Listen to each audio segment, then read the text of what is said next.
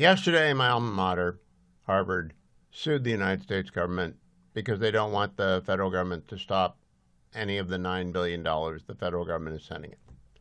Now, I want to begin with just a brief tutorial.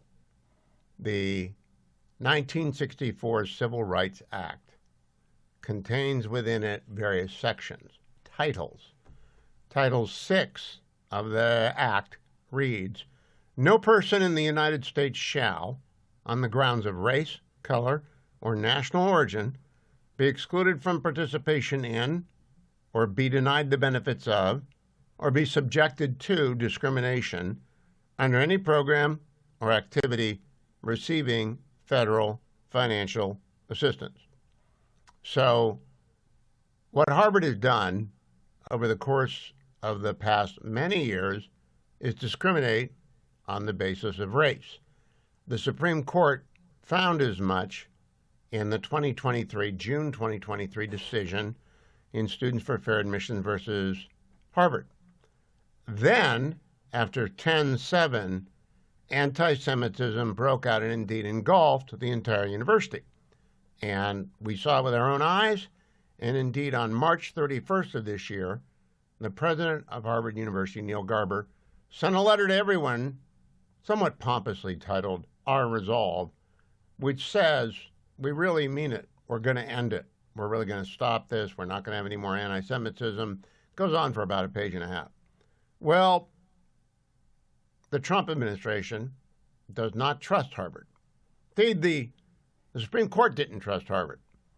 In the Students for Fair Admissions case last June, the Chief Justice wrote the majority opinion finding that Harvard had violated the Equal Protection Clause and, by extension, Title VI. I quote from the Supreme Court opinion, "The university's main response to these criticisms is essentially, trust us." That's what they're doing again, trust us. And I read part of the complaint, and Harvard argues the grants that are being cut off has nothing to do with anti-Semitism. That is not the point. The point is, if you are systemically flawed on matters of Title VI jurisdiction, the federal government ought not to give you any money. And indeed, I want to go further, they ought to take your tax exemption away. Now, Secretary of Education Linda McMahon was on CNBC's Squawk Box this morning and just made it abundantly clear Donald Trump is not messing around here. Cut number 9. The president made it incredibly clear when he was campaigning that he was not going to stand by and watch the attacks of anti-Semitism that were going on in some of the elite colleges around the country, especially Columbia and Harvard and others. And so when the Department of Education started looking into this and talked to presidents, I talked to the president of Columbia, I've also talked to the president of Harvard, and to how we could make sure that the universities were abiding by the law. And I made it very clear, I said, these are not First Amendment infractions. This is civil rights. This is making sure that students on all campuses can come and learn and be safe. And that is exactly what the president's direction to me is. And that is why we have had these funds either withheld or frozen during a period of time of negotiation. And we remain very open to continue talking to Harvard. But they have answered by filing a lawsuit on First Amendment rights. So I want to make it very clear, this is not a First Amendment lawsuit. This is about civil rights. Good for you, Secretary McMahon. Now, I was on with Sean Hannity last night and the great Alan Dershowitz. And Dersh did most of the talking, which is just great because I spent 4 years at Harvard. He spent 50. So I'll let him do the talking about Harvard. And I got my licks in, though. Sean turned to me, cut number 14. Let me go to the other side of the question. A lot of these colleges have been granted tax-exempt status by the IRS because of their, quote, educational mission. I would say indoctrination mission.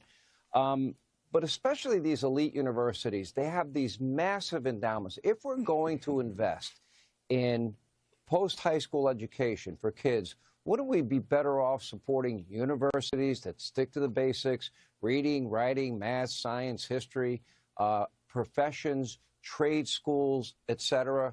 Well, why are we giving it to universities that have these massive $53 billion endowments? Well, Sean, good to be with you. I'm open to Harvard making a case for a unique division of labor into research that no one else is doing. I'm not open, though, to the tax-exempt status for a university that is discriminating on the basis of race or ethnicity or country of origin. I don't know what Harvard is trying to hide by virtue of the lawsuit that they filed today. It seems to me to be the best defense is a good offense. Instead of sitting down and explaining to the Office of Civil Rights at the Department of Education or the Division of Civil Rights at the Department of Justice why what they have been doing is not, in fact, a violation of the Civil Rights Act of 1964. I think it is. I think we have seen with our own eyes the evidence of anti-Semitism on the campus. 2 years ago, I'm sure Professor Dershowitz knows this as well as anybody, 2 years ago, the Supreme Court ruled that Harvard was guilty of racial discrimination that violated the Equal Protection Act. They said so. That was about 4 months before 10/7 happened. So right on top of discriminating against Asian Americans begins a pattern of anti-Semitic intimidation, outright violence, the sort of thing that gets a tax-exempt status pulled. And I'd add one more thing, Sean. The provost of Harvard, the number 2 guy, he was in the Reagan Department of Justice. We didn't overlap, but we were both in the Reagan Department of Justice. We all know what the Bob Jones University case stood for. It stood for the simple proposition, if you engage in racial discrimination or discrimination against protected groups, you lose your tax-exempt status. So not only should they not get money if they're doing this, they should lose their tax-exempt status. All right, now that's like the death penalty for a university, but I'm for it. Dersh went on to explain the Harvard lawsuit's nonsense, and they'll lose. I agree. It's as I said to Sean, it's an example of, well, let's play offense. It's better than playing defense. And let's go on the offensive and try and make this about the First Amendment. It's not about the First Amendment. It's about the Equal Protection Clause in Title VI. Now, I go back, I mentioned to Sean, the Bob Jones case. Bob Jones University is in South Carolina. It has always been a Christian university. It was fundamentalist for many, many years. I don't know what it is now. And it used to have practices that violated the Civil Rights Act on the basis of race. A ban on interracial dating, for example. And that's been long since abandoned. The school regained its tax-exempt status. But in 1982 to 3, the university had not yet made any changes. And therefore, the IRS revoked their tax-exempt status, and Bob Jones University and a small private high school sued the United States to get their tax-exempt status back.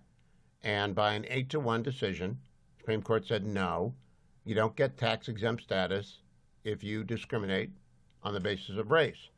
And Chief Justice Berger wrote that decision, and his key line is, an unbroken line of cases following Brown v. Board of Education establishes beyond a doubt this court's view that racial discrimination in education violates a most fundamental national public policy as well as the rights of individuals.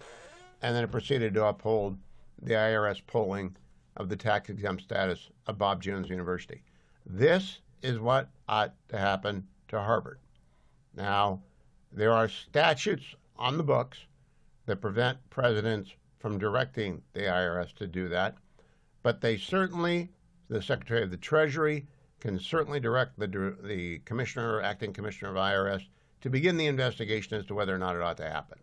Because we got a pattern in practice here of civil rights violation.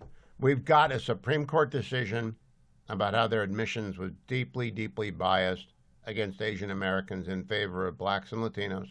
Using race to inflict penalties or award benefits is simply unconstitutional.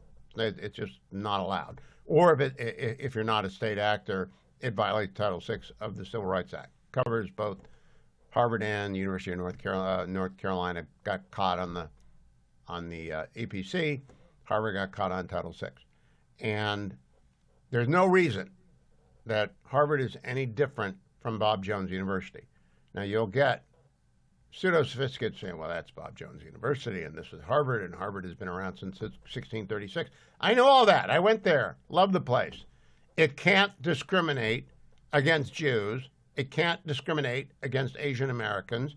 And until it stops and proves that it has stopped, it ought not to be tax exempt, and it ought not to get any federal money for anything.